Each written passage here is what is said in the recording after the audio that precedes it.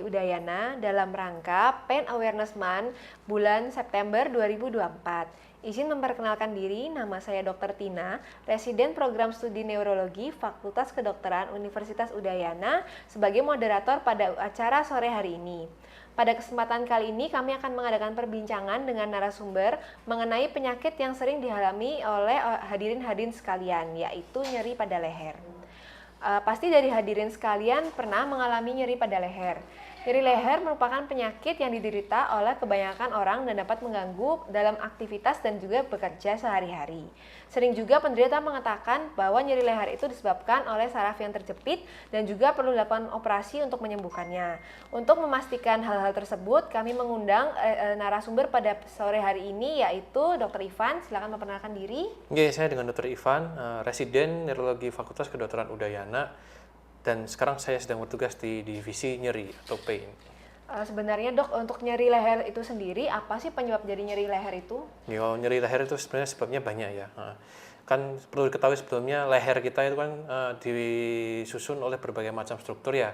Ada tulangnya, ada ototnya, ada sambungan otot dengan tulangnya atau namanya tendo, ada sambungan antara tulang dengan tulang yang namanya kita sendi, dan di dalamnya sendiri kan banyak organ juga. Di dalam tulang punggung sendiri kan ada sarafnya juga. Sarafnya nanti juga keluar dari tulang tuh membentuk serabut-serabut saraf yang mempersarafi otot-otot leher, kulit-kulit di leher, otot di tangan, kaki, dan nanti juga makin ke bawah untuk mempersarafi tubuh hingga ke kaki-kaki juga.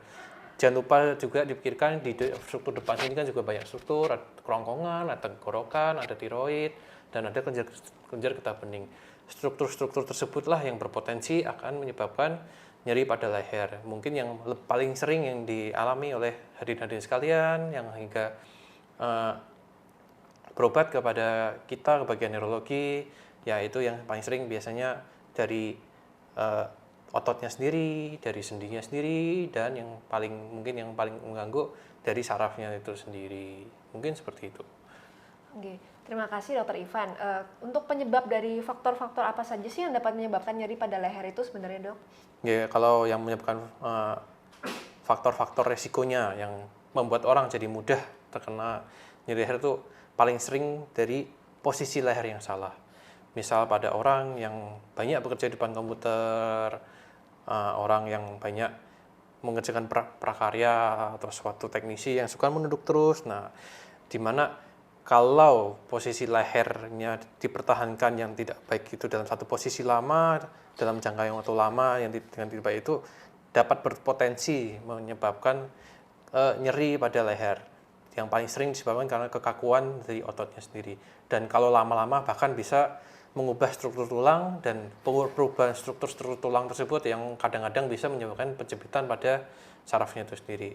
Selain itu perlu diketahui juga banyak faktor lain juga yang mempengaruhi bagaimana orang menjadi mudah jadi nyeri pada leher. Misalnya sedang stres berat, stres emosional, orangnya gampang cemasan, orangnya ada depresi. Karena faktor-faktor internal tersebut, faktor psikis, faktor mental, berpengaruh bagaimana terhadap kita mempersepsi nyeri.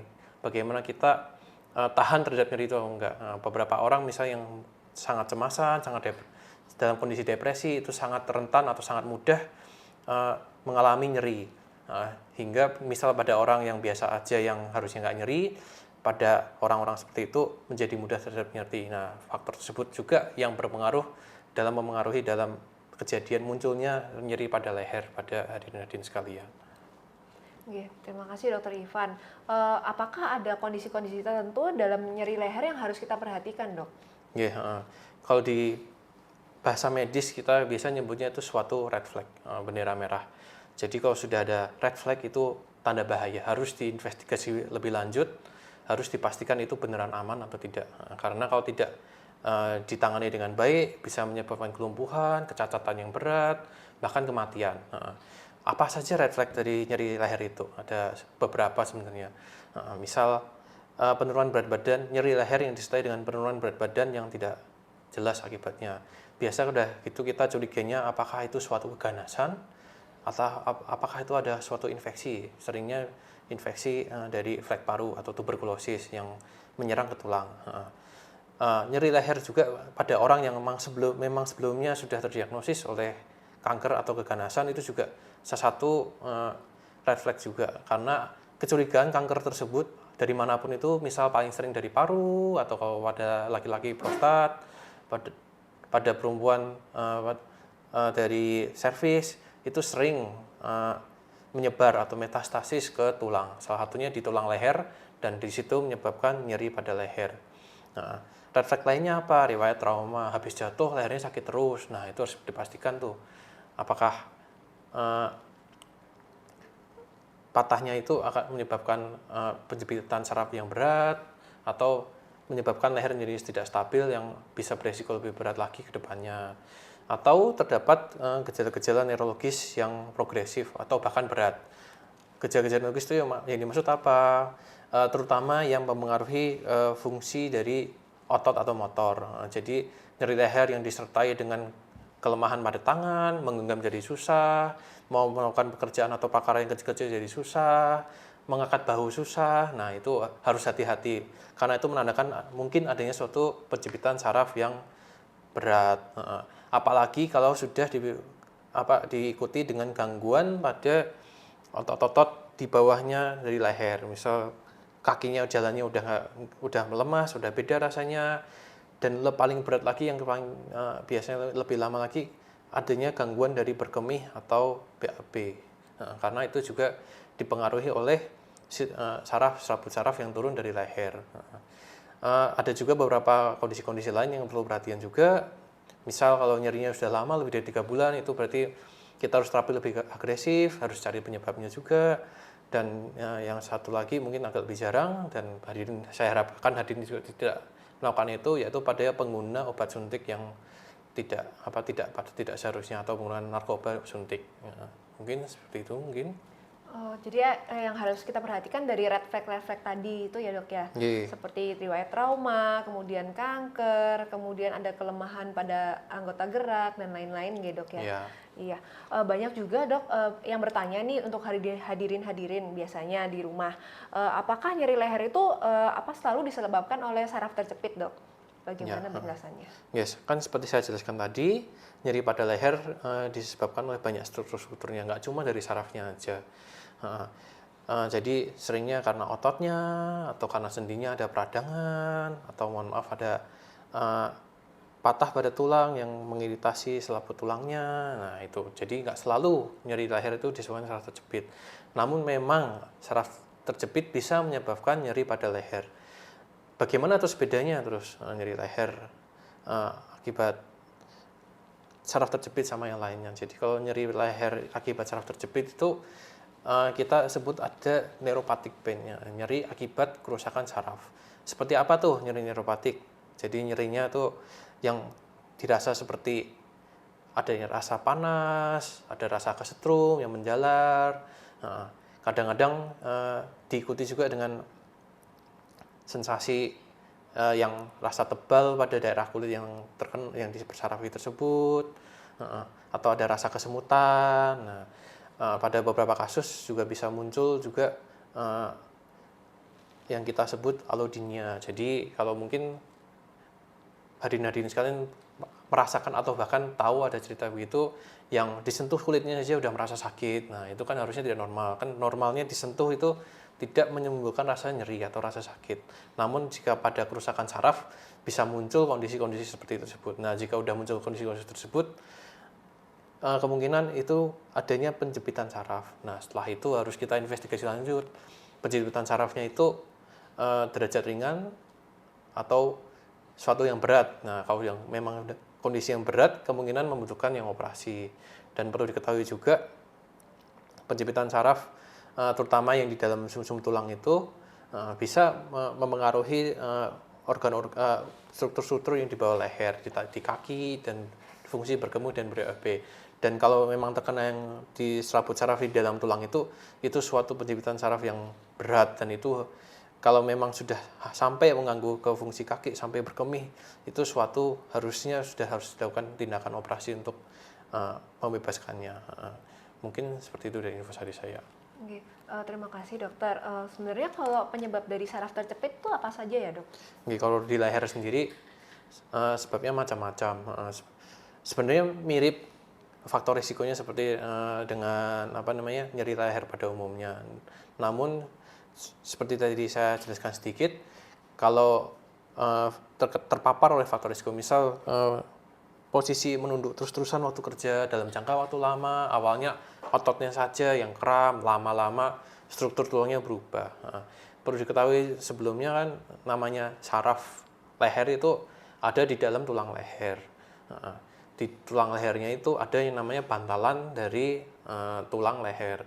Kalau posisinya kita udah nggak bagus terus dalam jangka waktu panjang, lama-lama bantalan itu bisa mengalami perubahan, mengalami kerusakan. Bantalan itu kalau mengalami kerusakan yang harusnya dia kuat, kenyal di antara dua tulang, bantalannya itu bisa melemah dan mencembung ke bagian belakang. Nah, ke belakangnya itu bisa menjepit ke bagian sarafnya tersebut. Nah, kalau udah begitu ya tadi muncul gejala-gejala seperti tadi.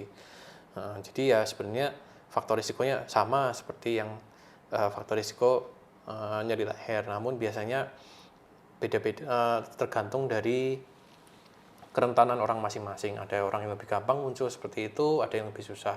Dan seberapa lama pasien sudah mengalami